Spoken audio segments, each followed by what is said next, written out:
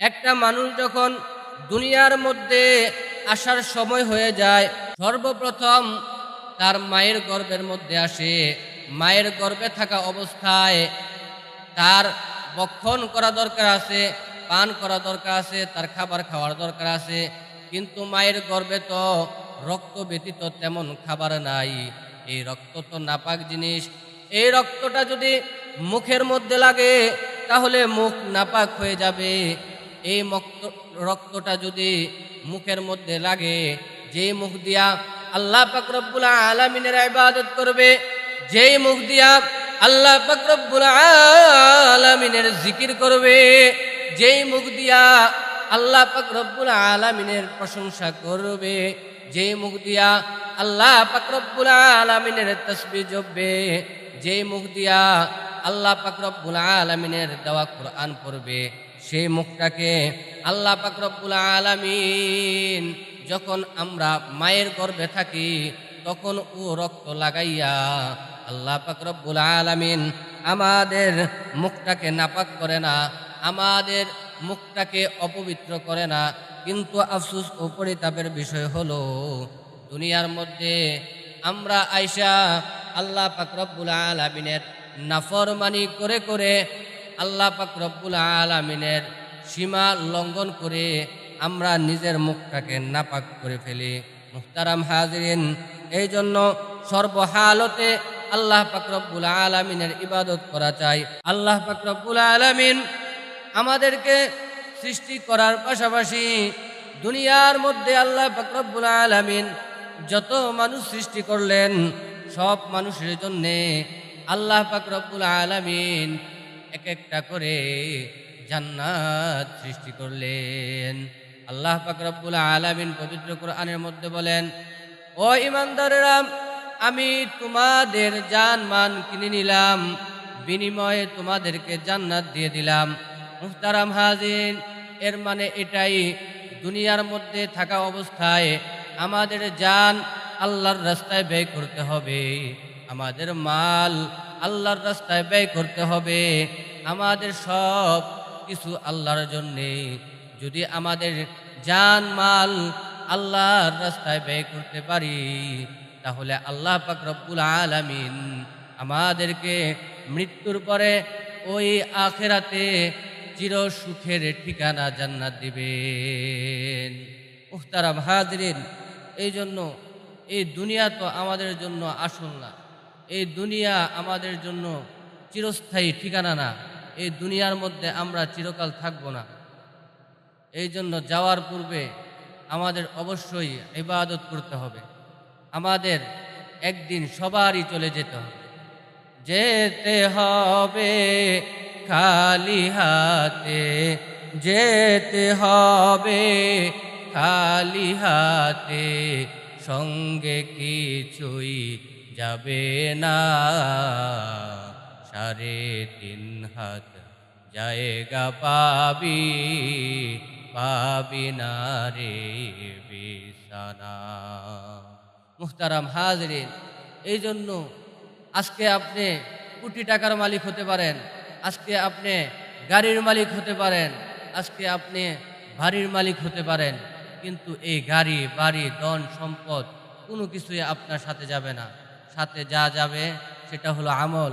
আপনি যদি আমল নিয়ে যেতে পারেন তাহলে ওই কবরটা হবে আপনার জন্য জান্নাতের বাগান, আর আপনি যদি আমল না নিয়ে যেতে পারেন তাহলে ওই কবরটা হবে জাহান্নামের গর্ত। মুহতারাম হাজিরিন, এই জন্য এমনভাবে ইবাদত করা দরকার, যেমনভাবে ইবাদত করলে আল্লাহ পাক রব্বুল আলামিন এর রাজি খুশি সন্তুষ্ট অর্জন করতে পারবো। মুহতারাম হাজিরিন, দুনিয়ার মধ্যে আল্লাহ পাক রব্বুল আলামিন মানুষদেরকে হায়াত দিয়া দুনিয়ার মধ্যে পাঠাইলেন। কারো হায়াত 10 বছর, কারো হায়াত 20 বছর, কারো হায়াত 30 বছর, আবার কারো হায়াত 100 বছরও থাকে। আবার কোনো আল্লাহর বান্দা মায়ের গর্ভে থাকা অবস্থায় ও মৃত্যুবরণ করে। মুহতারাম হাজিরিন, কিন্তু আল্লাহ পাক রব্বুল আলামিন আমাদেরকে হায়াত দান করছেন, কিন্তু এই হায়াতের মধ্যে আল্লাহ পাক রব্বুল আলামিন সবাইকে সব ধরনের নিয়ামত দান করে না। আল্লাহ পাক রব্বুল আলামিন যাকে যেই নিয়ামতটা দেওয়াটা ভালো মনে করেন তাকে সেই নিয়ামত দান করে। দুনিয়ার মধ্যে আসার পর কেউ ধনী, কেউ গরিব, কেউ কোটিপতি, কেউ লাখপতি, কেউ হাজারপতি, সবার অবস্থা একরকম হয় না। কেউ আর্থিক দিক দিয়া দুর্বল, কেউ আর্থিক দিয়া সবল। ঠিক তেমনিভাবে দুনিয়ার লাইনে যেমনিভাবে মানুষ আর্থিক দিক দিয়া দুর্বল, আবার কিছু কিছু মানুষ আর্থিক দিক দিয়া সবল। ঠিক তেমনিভাবে যারা আল্লাহর রাস্তায় দৌড়ায়, যারা আল্লাহ পাক রব্বুল আলামিনের ইবাদত করে, যারা আল্লাহ পাক রব্বুল আলামিনের জন্য পাগল, তারাও তো আল্লাহর ইবাদতের ক্ষেত্রে কেউ কারো ইবাদত বেশি, কারো ইবাদত কম। দুনিয়ার মধ্যে থাকা অবস্থায় যে যত বেশি আল্লাহ পাক রব্বুল আলামিনকে চিনছে, যে যত বেশি আল্লাহ পাক রব্বুল আলামিনের প্রিয় হতে পারছে, সে দুনিয়ার মধ্যে থাকা অবস্থায় ইবাদতের স্বাদ তত বেশি পেয়েছে। মুহতারাম হাজরিন, কিন্তু আফসোস ও পরিতাপের বিষয় হলো আমরা বাড়ির স্বাদ পাইলাম, গাড়ির স্বাদ পাইলাম, অর্থ সম্পদের স্বাদ পাইলাম, কাজ করার স্বাদ পাইলাম, সব কিছু দুনিয়ার স্বাদ পাইলাম, কিন্তু আফসোসের বিষয় হলো আমরা নামাজের স্বাদ পাইলাম না, রোজার স্বাদ পাইলাম না, হজ করার স্বাদ পাইলাম না, কোনো ইবাদত করার মজা আমরা পাইলাম না। এটা অবশ্যই আমাদের দুর্বলতা। যারা আল্লাহ পাক রব্বুল আলামিনের খাস বান্দা, যারা আল্লাহ পাক রব্বুল আলামিনের খাস ওলি, যারা আল্লাহ পাক রব্বুল আলামিনের খাস আশিক, যারা নবীর বড় আশিক, তারা আল্লাহ পাক রব্বুল আলামিনের ইবাদত করতে গিয়া মজা পায়, স্বাদ পায়। তারা আল্লাহ পাক রব্বুল আলামিনের দেওয়া নামাজ পড়তে গিয়া মজা পায়। তারা আল্লাহ পাক রব্বুল আলামিনের হুকুম আহকাম আদায় করতে গিয়া মজা পায়, সুন্নতের আমল করতে গিয়া মজা পায়, মেসওয়াকের আমল করতে গিয়া মজা পায়, লম্বা জামা পরিধান করে মজা পায়। অথচ সবাই তো আল্লাহর বান্দা, আল্লাহর প্রেম, আল্লাহর মোহাব্বত অন্তরে থাকার কারণে এক ব্যক্তি নবীর সুন্নত তরিকা চলতে ভালোবাসে, আরেক ব্যক্তি নবীর প্রতি মোহাব্বত না থাকার কারণে, নবীর প্রতি সম্মান না থাকার কারণে তার লম্বা জামা পড়তে ভালো লাগে না, সুন্নত তরিকায় চলতেও তার ভালো লাগে না। মুহতারাম হাজরিন, এই জন্য আল্লাহ পাক রব্বুল আলামিনের ভয় অন্তরে ঢুকানো দরকার। আল্লাহ পাক রব্বুল আলামিন নিজেও বলেন, ইয়া আইয়ুহাল্লাযীনা আমানুত্তাকুল্লাহ, ইয়া আইয়ুহাল্লাযীনা আমানুত্তাকুল্লাহ। আল্লাহ পাক রব্বুল আলামিন বলেন, ও আমার বান্দারা, তোমরা আমি আল্লাহকে ভয় করো। আল্লাহ পাক রব্বুল আলামিন পবিত্র কোরআনের অন্য জায়গায় বলেন, উদউনি আস্তাজিব লাকুম। ও আমার বান্দারা, তোমরা আমি আল্লাহকে ডাকো, আমি তোমাদের ডাকে সাড়া দেব। আল্লাহ পাক রব্বুল আলামিন পবিত্র কোরআনের অন্য জায়গায় বলেন, ফাযকুরুনি আযকুরকুম ওয়াশকুরুলি ওয়ালা তাকফুরুন। আল্লাহ পাক রব্বুল আলামিন বলেন, ও বান্দারা, তোমরা আমি আল্লাহকে স্মরণ করো, আমিও তোমাদেরকে স্মরণ করিব। সুবহানাল্লাহ। মুহতারাম হাজিরিন, এই জন্য আল্লাহ পাকের প্রতি তাওয়াক্কুল রাখা দরকার, আল্লাহ পাক রব্বুল আলামিনের প্রতি বিশ্বাস রাখা দরকার। আল্লাহ পাক রব্বুল আলামিনের প্রতি যে যেরকম বিশ্বাস রাখবেন, আল্লাহ পাক রব্বুল আলামিন তাকে সেই রকম ফলাফল দান করবেন।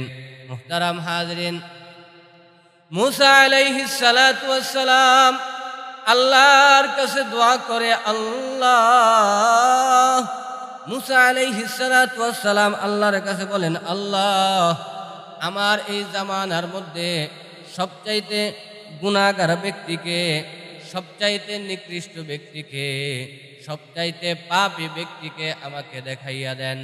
আল্লাহ পাক রব্বুল আলামিন মুসা আলাইহিস সালাতু ওয়াস সালামকে বললেন, ও মুসা, তুমি যদি সবচাইতে গুনাহগার ব্যক্তিকে দেখতে চাও, তুমি যদি সবচাইতে পাপী ব্যক্তিকে দেখতে চাও, অমুক জায়গার মধ্যে তুমি দাঁড়াও। মুসা আলাইহিস সালাতু ওয়াস সালাম আল্লাহ পাক রব্বুল আলামিনের নির্দেশে অমুক জায়গার মধ্যে দাঁড়াইলেন। দাঁড়ানোর পর তাকাইয়া দেখে একজন যুবক একটা বাচ্চা নিয়ে আসতেছে। মুসা আলাইহিস সালাতু ওয়াস সালাম দেখে আর বুঝতে বাকি রইল না, এই ব্যক্তিটাই সবচাইতে গুনাহগার ব্যক্তি, এই ব্যক্তিটাই সবচাইতে পাপাচার ব্যক্তি। আমার জামানার মধ্যে এই ব্যক্তিটাই সবচেয়ে বেশি গুনাহ করেছে।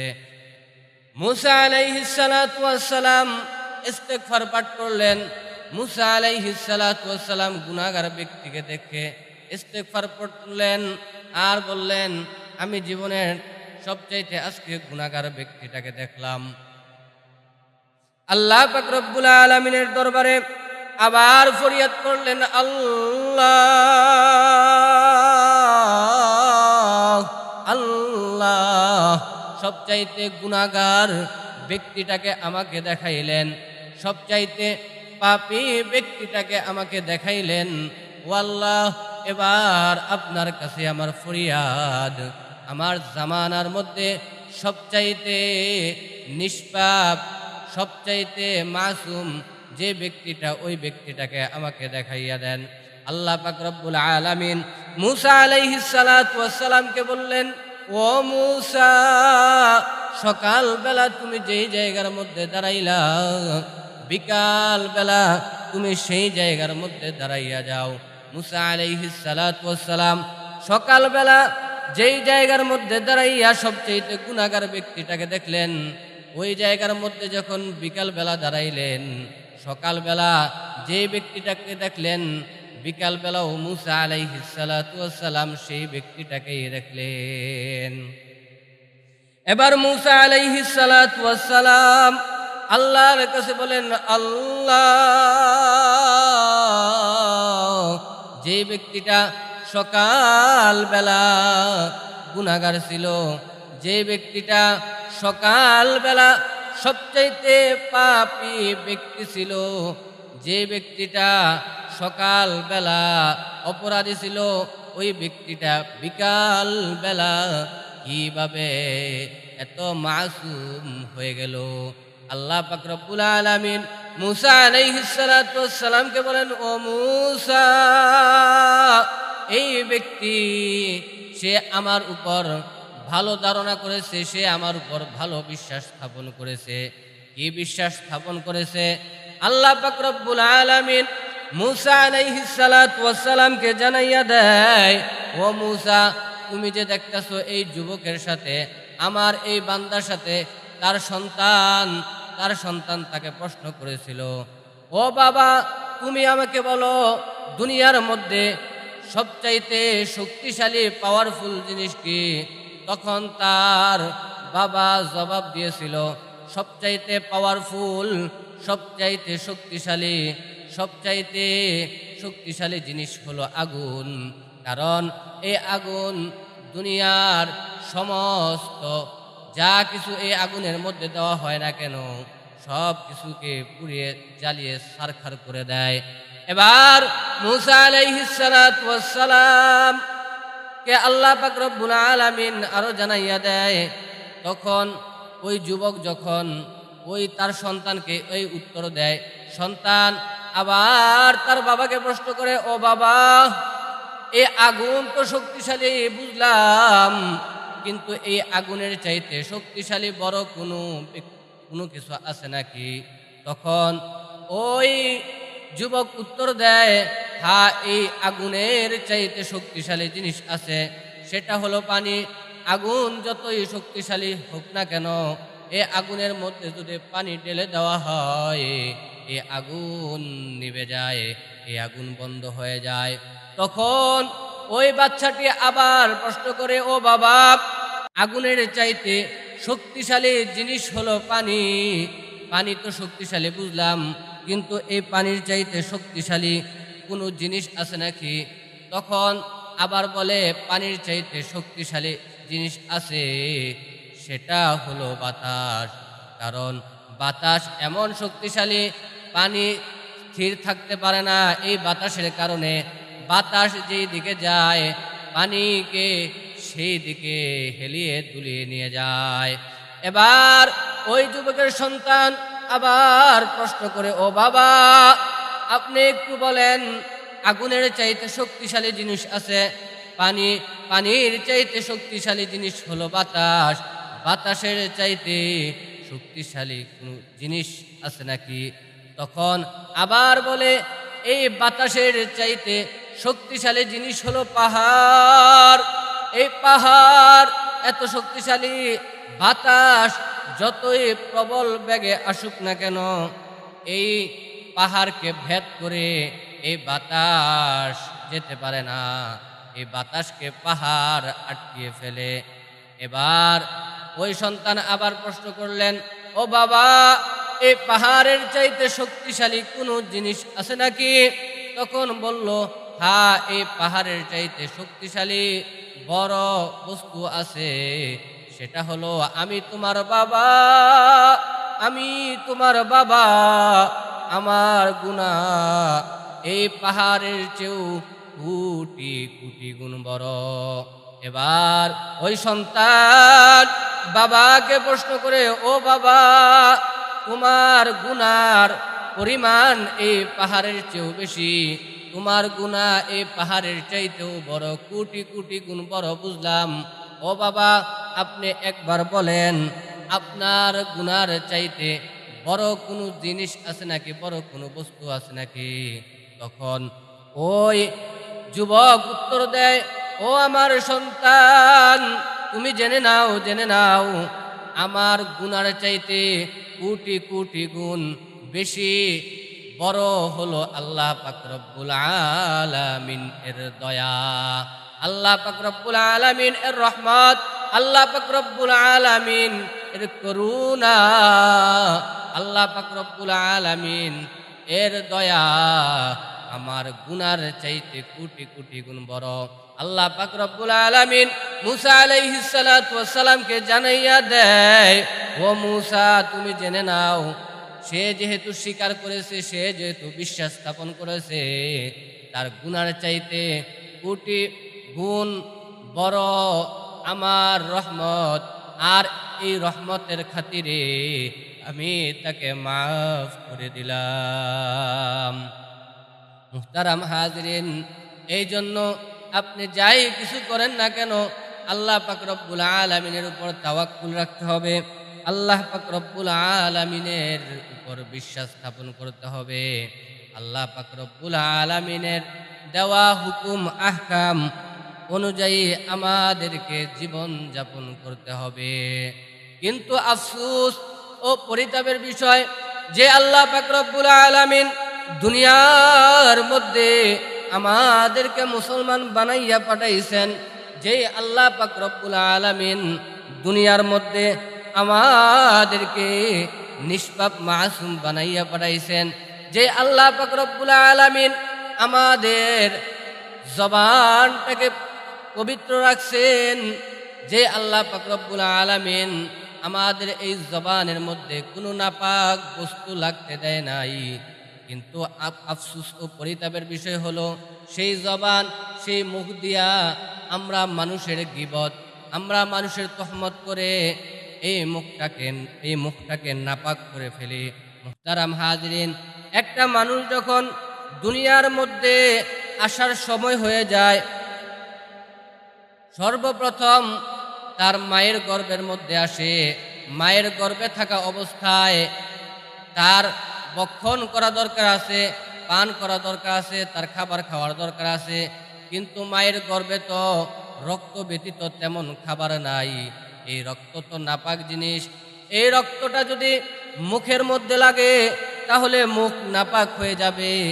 এই রক্তটা যদি মুখের মধ্যে লাগে, যেই মুখ দিয়া আল্লাহ পাক রব্বুল আলামিনের ইবাদত করবে, যেই মুখ দিয়া আল্লাহ পাক রব্বুল আলামিনের জিকির করবে, যেই মুখ দিয়া আল্লাহ পাক রব্বুল আলামিনের প্রশংসা করবে, যেই মুখ দিয়া আল্লাহ পাক রব্বুল আলামিনের তাসবিহ জপবে, যেই মুখ দিয়া আল্লাহ পাক রব্বুল আলামিনের দেওয়া কোরআন পড়বে, সেই মুখটাকে আল্লাহ পাক রব্বুল আলামিন যখন আমরা মায়ের গর্ভে থাকি তখন ও রক্ত লাগাইয়া আল্লাহ পাক রব্বুল আলামিন আমাদের মুখটাকে নাপাক করে না, আমাদের মুখটাকে অপবিত্র করে না। কিন্তু আফসোস ও পরিতাপের বিষয় হলো, দুনিয়ার মধ্যে আমরা আইসা আল্লাহ পাক রব্বুল আলামিনের নাফরমানি করে করে আল্লাহ পাক রব্বুল আলামিনের সীমা লঙ্ঘন করে আমরা নিজের মুখটাকে নাপাক করে ফেলি। মুহতারাম হাজিরিন, এই জন্য সর্বহালতে আল্লাহ পাক রব্বুল আলামিনের ইবাদত করা চাই। আল্লাহ পাক রব্বুল আলামিনের হুকুম আহকাম অনুযায়ী জিন্দেগি গঠন করা চাই।